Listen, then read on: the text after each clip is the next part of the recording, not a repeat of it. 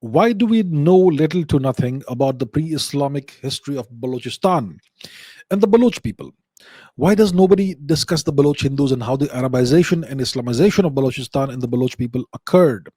I couldn't find any books or articles on this topic. Okay, let's talk about Balochistan. Let's put Balochistan on the map for a bit. So Balochistan is part of the western regions of the subcontinent. Currently, it's split between Pakistan and Persia, Pakistan and Iran. Half of it roughly is in Pakistan, half of it roughly is in Iran. Now, yeah, we look. There are so many regions of India about which we don't know.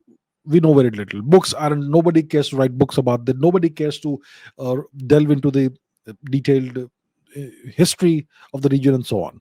So that's just the sad reality of the way we have approached our history. But I can tell you a few things.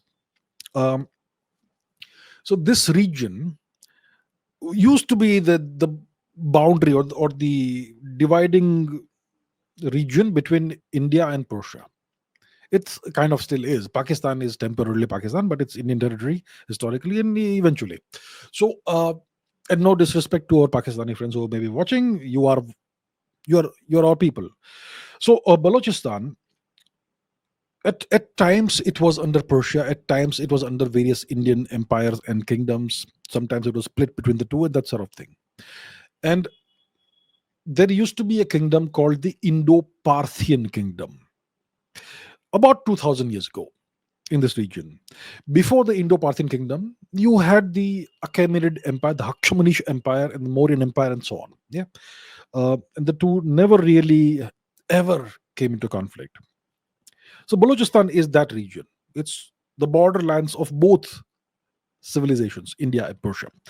So after the collapse of the Achaemenid Empire because of the Greek invasion, Alexander's invasion, the various governors they had appointed in various territories, they became self-governing. And they became small kings in their own right. And that's how the Indo-Parthian kingdom emerged. That's roughly 2000 years ago. And the founder of the Indo-Parthian kingdom was a king called Gudafar. The Greeks called him Gondophares or something. Let's Google that. Indo-Parthian kingdom.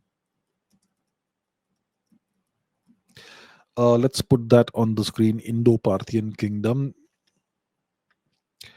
So here we have this Indo-Parthian kingdom. If we go to Wikipedia, as always, Wikipedia is not 100% reliable. It is not a necessarily reliable source of information. But let's just quickly take a look at this.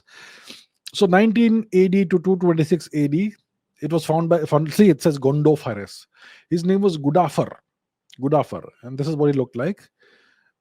This is his coin. So this kingdom, as you can see, it ruled over this region, most of Balochistan and some parts of Gandhar as well.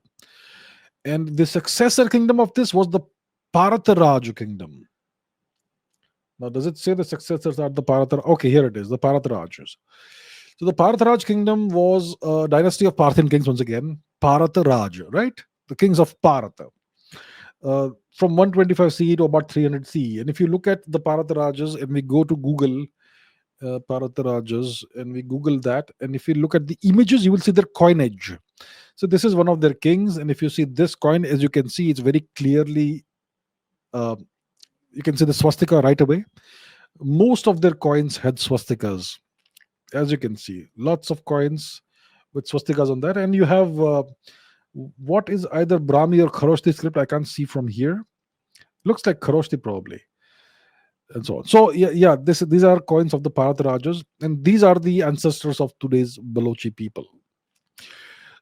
And you can look into that. I'll not go into further detail about this, but you had the Indo-Parthian kingdom, and then you had the Paratarajas, and the Indo-Parthian kingdom was founded by Gudafar, not Gondophares, but Gudafar.